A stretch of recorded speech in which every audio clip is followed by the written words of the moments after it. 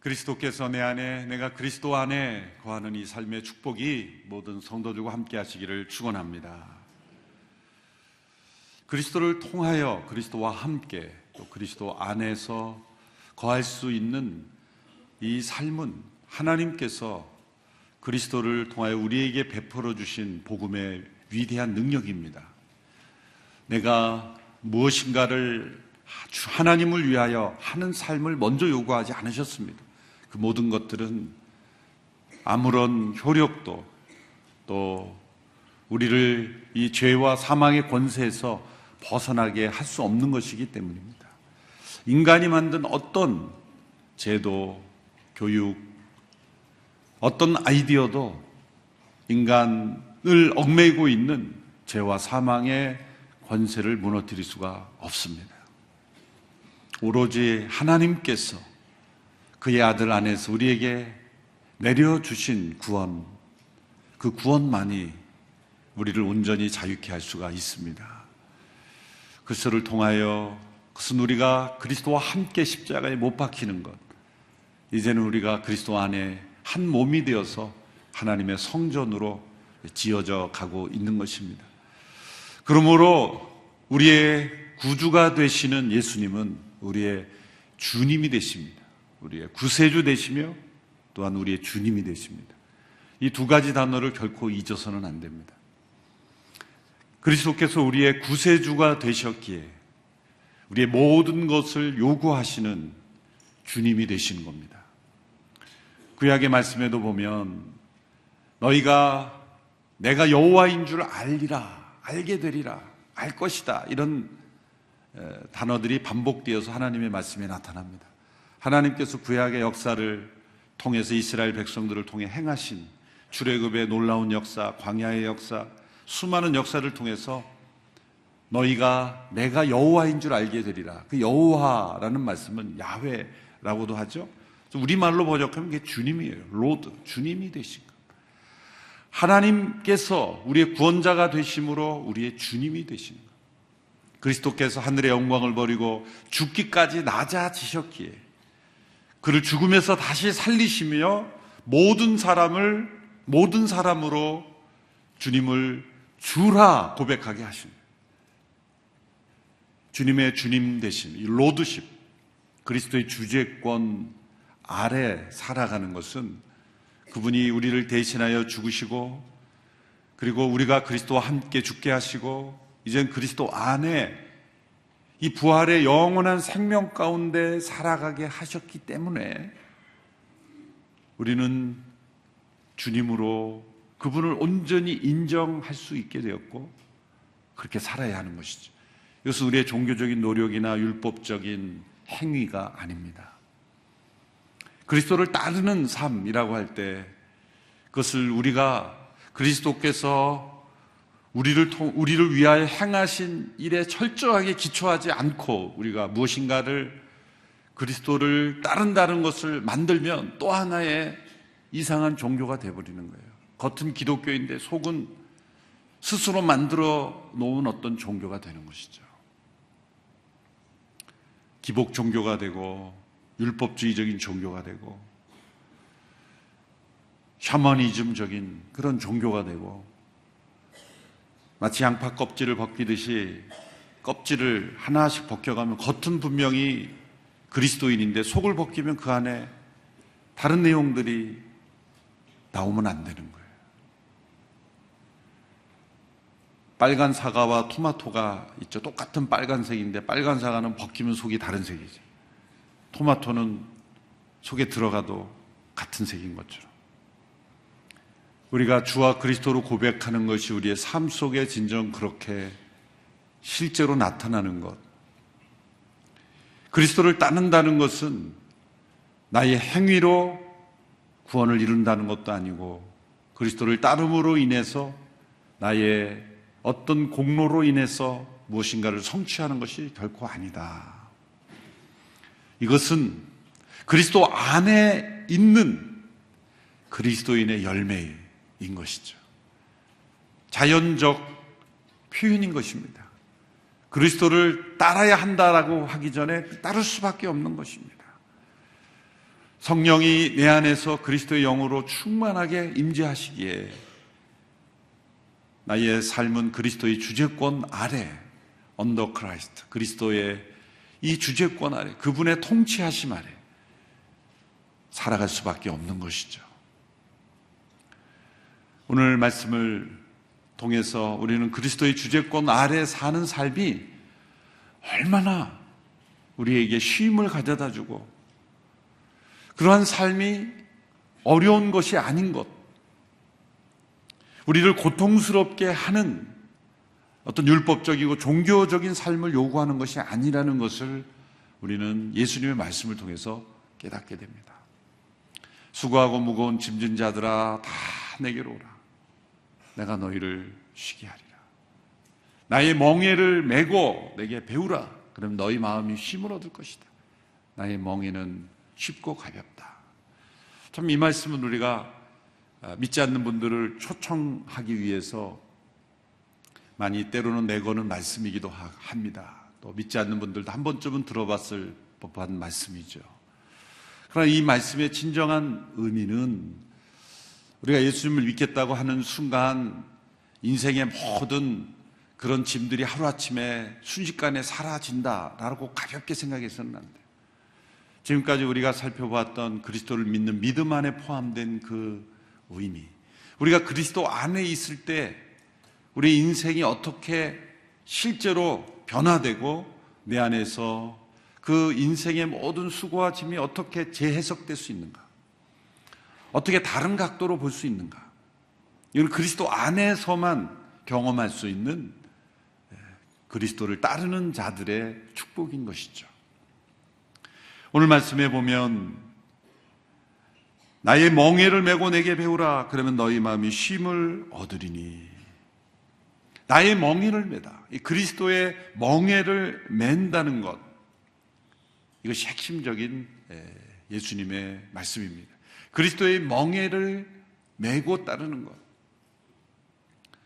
이 멍에라는 단어 속에 여러 가지 예수님께서 주신 메시지가 있는 것입니다. 이 멍에란 우리가 하기 원치 않는데 원치 않는 일을 억지로 해야 하는, 우리를 고통스럽게 하는 그런 것으로 연상되기가 쉽죠.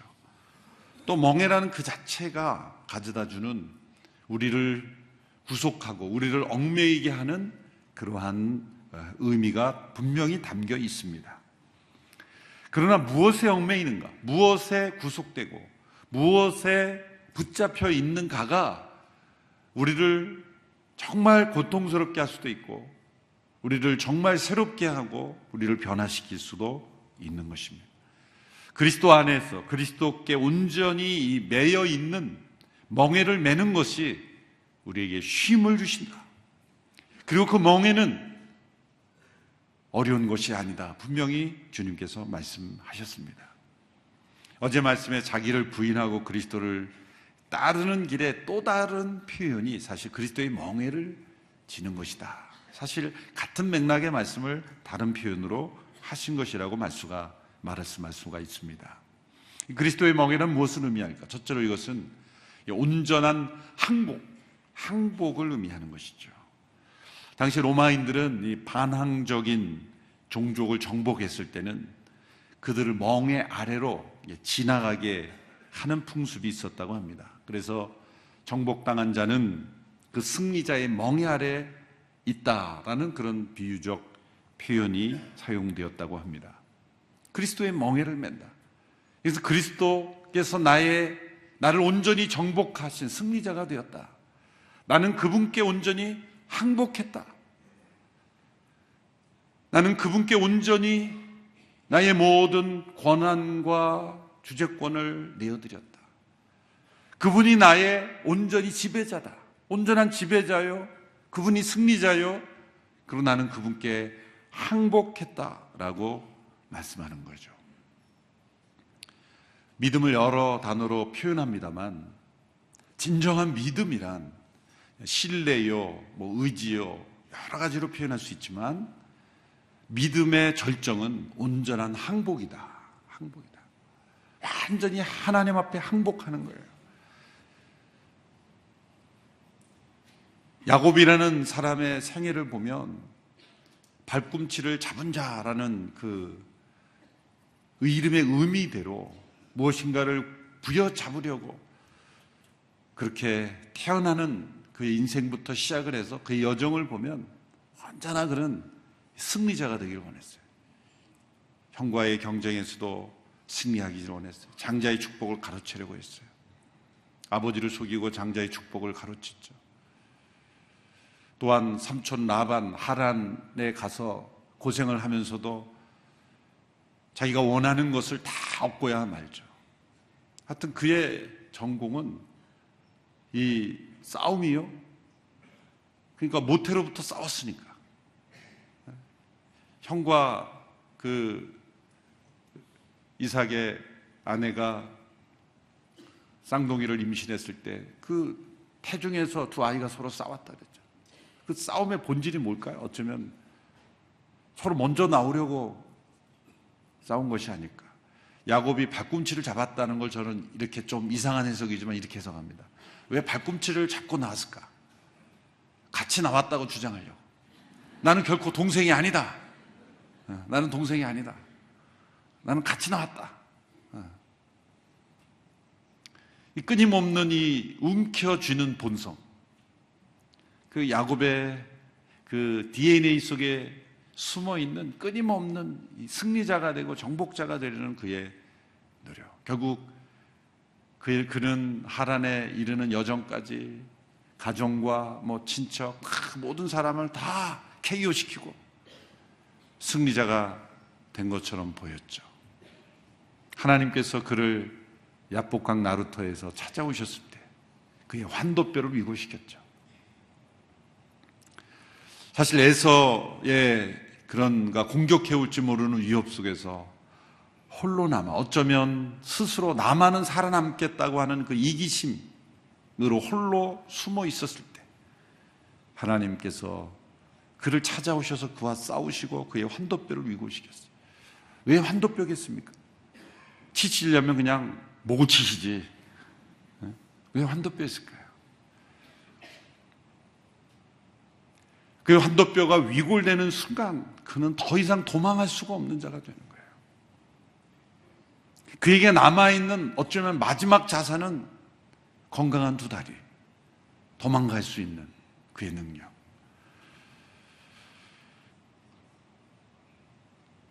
야곱은 매달렸죠.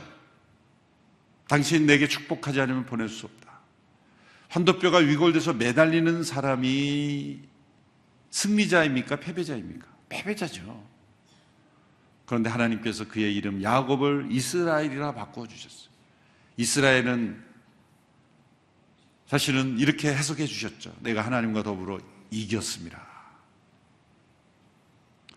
사실 원문으로 해석을 하면 사실 이겼다라는 말은 이렇게 의역으로 해석해 주신 말씀이지 이겼다는 말씀은 없지만 성경에는 그 원내 이스라엘은 그런 단어가 포함되어 있지 않지만 내가 하나님과 사람으로 더불어 이겼다.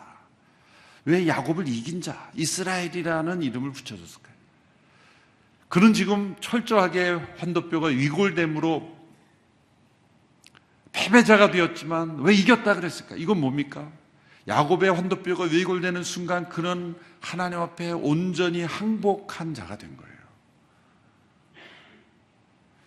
자기 스스로를 의지했던 그런 모든 인생에서 하나님 앞에 온전히 자신을 내려놓는 항복을 경험하게 된 거예요. 내가 이겼다. 우리 영적 승리는 무엇입니까? 우리가 두 손을 들고 천부의 의지 없어 손 들고 옵니다. 나갈 때 넌 승리자다. 믿음의 비밀은 우리가 그리스도의 멍에를 그리스도 안에서 온전히 하나님 앞에 항복하게 되는 그리스도의 멍에 아래 지나갈 때 우리는 영적 승리를 경험하게 되는 거예요. 내 자신이 살아서 스스로 승리자가 되려갈 때 우리는 세상에서 패배자가 될 수밖에 없어요. 죄와 사망 권세 아래 패배자가 될 수밖에 없지만 그리스도의 멍에 아래를 지내는 이제는 그리스도께 나의 모든 삶의 그 모든 권한을 내어드리고 항복하는 자가 될 때 우리는 승리자가 되는 거죠. 야곱이 이스라엘이 되었던 것처럼 그리스도는 이 세상의 정복자로 오신 거예요. C.S. 루이스가 쓴 이 순전한 기독교라는 책에 보면 하나님의 침공이라는 챕터에서 그리스도를 이렇게 표현하죠. 반역자들의 세상, 원래 왕의 통치 아래 있어야 된 그런 영역의 반역자들의 무리를 정복하기 위해서 그 왕의 통치를 다시 회복하기 위해서 오신 사령관이시다. 사실 천국은 침노하는 자의 것이다 라고 했을 때 성도들은 종종 내가 먼저 차지하면 되는 거야, 예배당 자리 먼저 좋은 자리 차지하고 천국은 침노하는 자의 것이야, 해석은 마음대로지만 그런 의미는 절대 아닙니다. 내가 원하는 천국을 만드는 게 아니라 천국은 하나님께서 이 세상에 침노하시는 영적 전쟁 가운데 하나님은 이 세상 속에 반역의 무리를 공격하시고 자신의 세계를 주장하려는 이 사탄과 그 아래 이 종속되어 있는 모든 무리들을 다시 그리스도의 십자가를 통해서 회복시키시고 하나님의 나라를 회복시키는 하나님의 침공으로 오신 사령관이신 거예요. 그리스도께서 십자가와 부활을 통해 주와 그리스도가 되셨으므로 우리는 그분의 멍에 아래 완전히 항복자가 되어야 되는 거예요. 우리는 그분의 포로가 되어야 되는 거예요. 그리스도의 포로가 되어야 되는 거예요.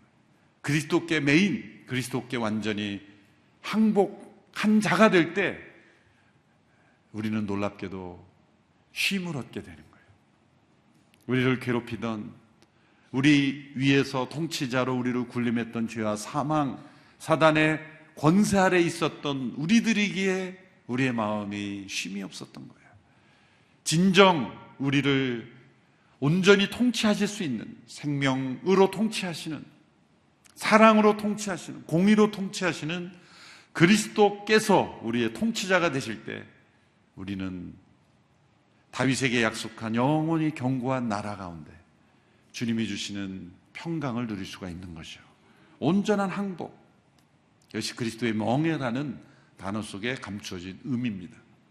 두 번째는 이것은 온전한 수고를 의미하는 거죠. 수고하고 무거운 짐진 자들아 다 내게로 오라 하시고는 내가 너희의 그 수고를 벗겨주겠다 하지 않고 나의 멍에를 메라, 이거는 수고 아닙니까? 또 다른 수고 아닙니까? 또 하나의 짐이 아닙니까? 수고하고 무거운 짐진 자들아 내게로 오라 라고 말씀하시고 내 멍에는 매기 쉽고 내 짐은 가볍다, 짐을 벗겨주시는 것이 아니라 그 무거운 짐을 가벼운 짐으로 바꿔주시며 그 짐이 쉼이 되게 하시는 거예요. 수고 자체가 문제가 아닙니다. 하나님은 우리를 수고하도록 창조하셨어요. 세상의 만물의 통치자로 창조하실 때 우리는 이 만물을 정복하고 번성하고 일이 없는 세상이 천국이 아니라 일을 하지만 일이 고통이 아니라 이미 기쁨이 되고 일이 축복이 되는 것이 천국입니다. 어떤 분들은 천국에 가면 이제 아무 일도 안 하고 그냥 놀기만 한다고 생각하는 분들이 계신 것 같아요. 실제로 여러분 아무 일도 안 하고 그냥 놀기만 해보세요. 처음에는 좋지만 시간 진짜 놀아본 분들은 그 힘드시대요.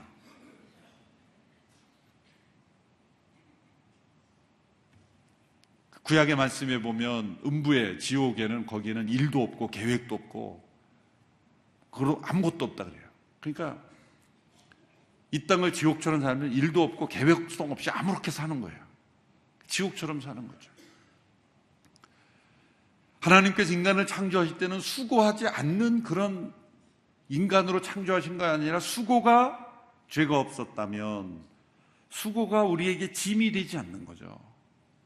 땅에 번성하고 생육하고 땅을 통치하는 이 만물의 영장으로 하나님께서 맡기신 이 피조 세계를 통치하는 하나님의 대리인으로서의 그런 권위를 가지고 하나님의 권위 아래 우리가 있었다면 그 수고는 짐이 아닌 것입니다. 우리의 수고가 짐이 된 것은 죄 때문에 짐이 된 거예요. 아픔이 되고 고통이 되는 거예요. 수고하고 무거운 짐진 자들아 다 내게로 오라 나의 멍에를 메라 그랬을 때는 우리가 행하는 모든 수고가 짐이 아니라 쉼이 되는 것입니다. 하나님께서 구약의 율법 중에 안식일을 거룩히 지키라. 그 안식일을 주신 것은 인간의 그 수고의 짐을 덜어주도록 하신 것인데, 인간 스스로는 그것을 율법으로 만들어서 그 율법주의적인 안식일 규례를 이상하게 만들어가지고 무거운 짐을 막 거기다 갖다 붙이는 거죠. 그리스도의 멍에를 매지 않았기 때문입니다. 그리스도 안에서 주어진 이 놀라운 비밀, 여러분, 그리스도 안에서는 수고가 짐이 아니라 쉼이 되는 거예요. 그건 뭘까요? 신약성경에 이런 표현이 하죠. 사랑의 수고. 사랑의 수고. 그리스도 안에서 사랑하기 때문에 하는 수고는 절대 짐이 아닙니다. 자녀를 사랑하기 위해서 도시락을 싸주는 어머니, 그 마음에 육체는 피곤하지만 자녀를 위해서 아무것도 안 하고 그냥 자녀가 어떻게 가든지 자녀를 챙겨줘야 되는데 아무것도 안 하고 그렇게, 물론 그러고 사는 부모도 있긴 있더라고요. 그래, 정상적인 부모라면 그렇게 자녀를 위해서 아무런 사랑을 쓰고지 않았을 때 몸은 쉬었지만 마음은 그게 쉼이 있겠어요? 무거운 짐. 사랑에서 나오는 수고는 자신이 마땅히 행해야 될 수고를 했기 때문에 마음에 쉼을 가져다 주는 거예요. 그렇죠, 쉼. 수고하고 무거운 짐진 자들아 다 내게로 오라, 내가 너희를 쉬게 하리라 했을 때는 세상의 죄로 인한 헛된 수고로 인한 마음의 무거운 짐들이 그리스도 안에서 하나님의 창조의 질서, 하나님의 새 창조의 질서 가운데 행할 수고는 우리에게 쉼을 가져주는 거예요. 여러분, 누군가 왜 우리 성도들이 이렇게 아웃리치를 가고 어려운 이웃들을 봉사하면서 활짝 웃죠? 마음에 쉼이 오는 거예요. 자신을 위해서 그토록 노력했지만 마음이 무겁고 왜 힘들죠? 욕심을 따라하는 수고는 우리에게 짐을 가져다 줄 뿐이에요. 그러나 그리스도의 멍에를 메고 그리스도 안에서 그리스도와 함께 그리스도께서 주시는 그 마음을 가지고 행하는 수고는 놀랍게도 몸은 피곤해도 마음에는 깊은 쉼이 주는 거예요. 깊은 안식을 주는 거예요. 피곤한 몸이지만 잠을 깨고 이렇게 나와 하나님 앞에 예배를 드리는 것, 하나님 앞에 예배자로 나가는 것, 그리스도 안에 날마다 온전히 매여 있는 것은 우리를 점점 그리스도께서 주시는 쉼으로 나가게 하는 거죠.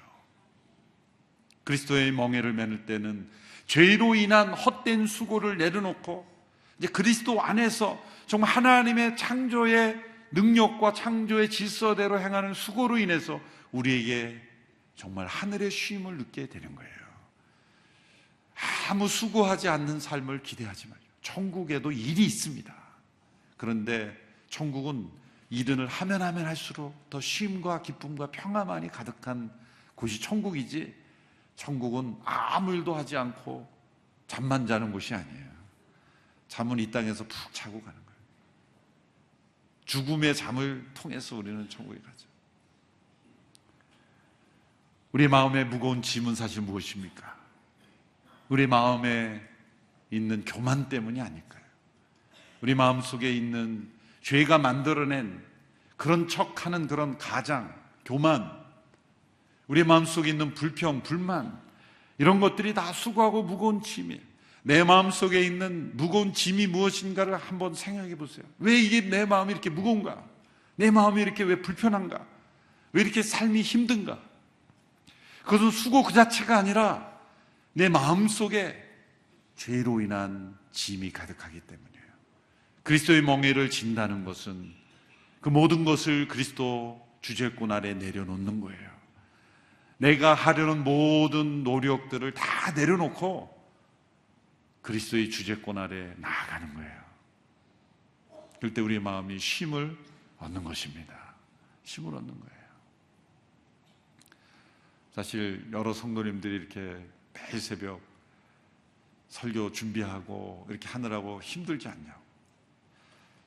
이렇게 생각하면 힘들고 다른 쪽으로 생각하면 하나도 안 힘들어요. 어떻게 생각하면 내 힘과 수고로 하려고 그러면 이게 엄청난 짐이 오는 거예요.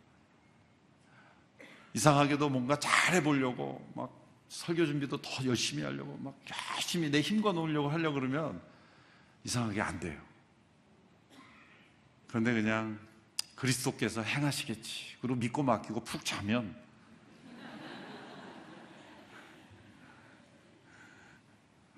참 이상한 체험이에요. 이 새벽에 함께 기도하기 위해서 모인 분들이기 때문에 내가 설교를 잘해야 되겠다, 막 그렇게 인간적인 욕심이 나오면요, 많이 죽으시는 거예요. 그런데 내 욕심, 내 교만 이런 내려놓고 우리가 함께 기도하는 거예요. 그리스도께서 나를 통해 행하시는 것을 내어드리면 함께 잘 말씀 듣고 기도하는 거죠. 여러분들이 저를 보러 오셨겠습니까? 주님을 만나러 오신 거죠. 수고하고 무거운 짐, 목회자에게 이렇게 설교하고 목회하고 모든 수고죠. 그런 것이 짐이 된다면 뭔가 마음에 문제가 생긴 거예요.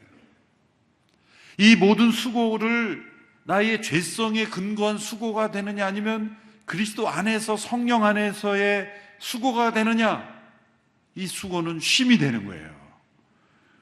우리 하목사님들 말씀에 나는 설교할 때 제일 쉼을 얻는다. 그 짐으로 여겼으면 끝까지 그렇게 설교하겠죠. 그게 쉼이셨던 거예요. 그리스도 안에서 우리의 수고라는 관점이, 수고하고 무거운 짐진 자들아 다 내게로, 내가 너희를 쉬게 하리라. 나의 멍에를 메고 내게 배우라. 그러면 너희 마음이 쉼을 얻을 것이다. 내 짐은 가볍고 내 짐은, 내 그 짐은 너희를 마음을 무겁게 하는 것이 아니라 너희 마음에 쉼을 주는 짐이다. 짐을 벗으려 하지 말고 그리스도의 멍에를 매는 겁니다. 그 세 번째 의미는, 이것은 그리스도의 멍에는 온전한 동행을 의미하는 거예요. 동행. 이 멍에는 농사를 지을 때 소나 이런 낙이나 이런 동물들이, 어린 이 소가 이제 그 멍에 그 밭을 가는 그 힘을 기르기까지는 큰 소와 함께 멍에를 매므로 이렇게 함께 지게 함으로 훈련을 시키는 그런 방법이기도 한 것이죠. 그리고 또한 한 마리가 아닌 두 마리가 함께 그 밭을 가는 그런 일에 쓰게 하는 그런 도구인 것입니다. 우리가 어렸을 때 무슨 운동회 때, 학교 운동회 때 두 사람씩 발을 이렇게, 혼자 뛰면 빠를 거를 둘이 뛰므로 인해서 막 그게 힘들잖아요. 보조를 맞춰야 되는데 하나 둘 하면서 보조를 맞추는데 나 혼자 먼저 가려고 하면은 막 넘어지고 난리가 나는 거죠. 그리스도의 멍에를 함께 우리가 매게 하는 것. 지금 그리스도께서 지신 멍에를 내가 함께 이렇게 매니까, 그런데 그분은 어떤 분이? 온유하고 겸손한 분이에요.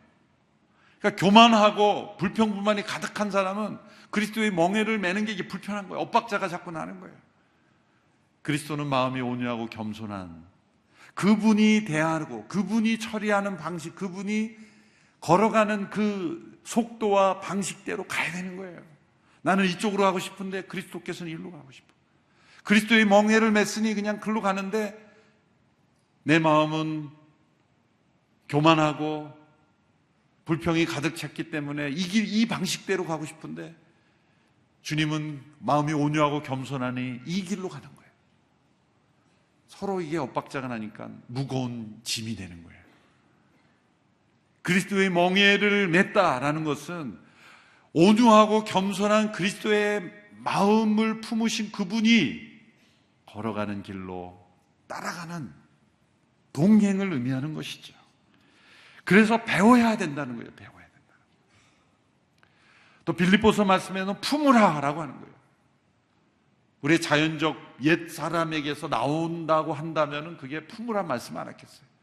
배운다는 것은 로마서 6장의 말씀대로 우리 옛 사람이 그리스도 십자가에서 죽은 자로, 이제는 죄에 대하여 죽은 자로, 세상에 대해서는 죽은 자로, 여기 하나님께 대하여는 산 자로, 우리 안에 있는 새 생명 가운데에서 온유하고 겸손한 그리스도와 함께 동행하는 거예요.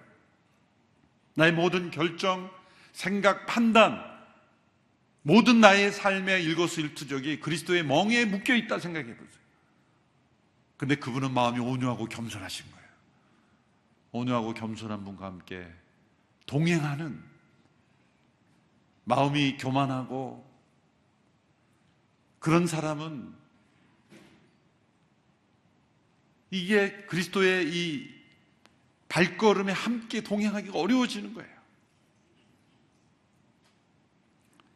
그리스도와 함께 그리스도의 멍에를 메고 온유하고 겸손하신 그분의 마음을 배워가는 것, 이것이 바로 쉼을 얻는 길이에요. 내 마음속에 무거운 짐이 있는 것은 100% 확실하게 내 마음에 교만이 있기 때문이에요. 온유하고 겸손한 그리스도의 멍에를 메고 배우는, 그 멍에를 메는 그 수고 가운데 있을 때 그리스도의 권위 아래 온전히 묶여 있고 그리스도께 매여 있는 삶을 사는 사람은 반드시 쉼을 얻습니다. 이것이 그리스도의 주재권 아래 사는 삶의 비밀이에요. 육체는 피곤하면 푹 자고 나면 회복이 됩니다. 또 몸 아프면 또 약 먹으면 일어날 수 있어요. 근데 문제는 회복되지 않는 마음의 짐이 더 문제입니다. 수고하고 무거운 짐진 자들아, 다 내게로 오라. 내가 너희를 쉬게 하리라. 온유하고 겸손하신 그리스도의 멍에를 메고 함께 그분과 온전히 동행할 때 우리의 마음에 쉼을 얻게 하시겠다는 이 약속을 우리가 함께 체험할 수 있게 되기를 바랍니다. 그리스도의 멍에는 온전한 항복을 의미한다 그랬어요. 완전히 항복하는 거예요. 주님께서 나의 승리자가 되십시오. 너는 완전히 패배자입니다. 그리스도께서 나를 온전히 정복해 주십시오. 하나님께 정복당한 만큼 우리는 행복하게 돼 있어요. 내가 살아서 스스로 통치자가 되려고 할 때 우리는 불행할 수밖에 없습니다. 하나님이 나의 온전한 통치자가 되어 주십시오. 하나님께 온전히 항복합니다. 영어로 표현하면 surrender, 완전히 내어드리는 거예요. 완전히 항복하는 거예요. 그게 그리스도를 믿는 믿음 안에 그리스도 아래 살아가는 거예요. 왜? 그분은 우리를 대신하여 죽으시고 주와 그리스도가 되셨기 때문이에요. 그리고 그리스도께서 지어주시는 수고, 그리스도 안에서 새 생명으로 인한 수고, 생명의 수고, 그 수고를 할 때 우리는 쉼을 얻게 되는 거예요. 그런 날마다 온유하고 겸손하신 그리스도와 동행하게 될 때 놀랍게도 우리는 마음에 쉼을 얻게 되는 거예요. 우리 마음의 모든 무거운 짐이 가벼운 쉼이 되기를 축원합니다. 이 땅을 살아가면서 어떠한 삶의 고통이 다가올지라도 그리스도의 멍에를 메는 순간 우리는 참된 쉼을 누리는 삶을 누리게 될 줄로 믿습니다. 그래서 그리스도 아래 사는 삶은 참된 행복이요 기쁨입니다. 기도하겠습니다. 우리를 그리스도의 권위 아래, 그분의 주재권 아래 사는 삶으로 인도하여 주신 은혜에 감사합니다. 우리를 구속하여 주시고 이제는 그리스도 안에서 그리스도와 함께 동행하며 살아갈 수 있는 축복을 주신 것을 감사합니다. 온유하고 겸손하신 주님, 그분의 멍에를 메고 그분과 동행하는 삶을 살기를 원합니다. 내 마음의 모든 무거운 짐, 이 세상의 죄로 인한 모든 수고로 인한 내 마음의 모든 무거운 짐을 내려놓고 온유하고 겸손하신 그리스도 안에서 그리스도의 멍에를 메고 배움으로 우리 마음에 쉼을 얻는 삶이 되게 하여 주시옵소서. 예수님의 이름으로 기도합나이다. 아멘.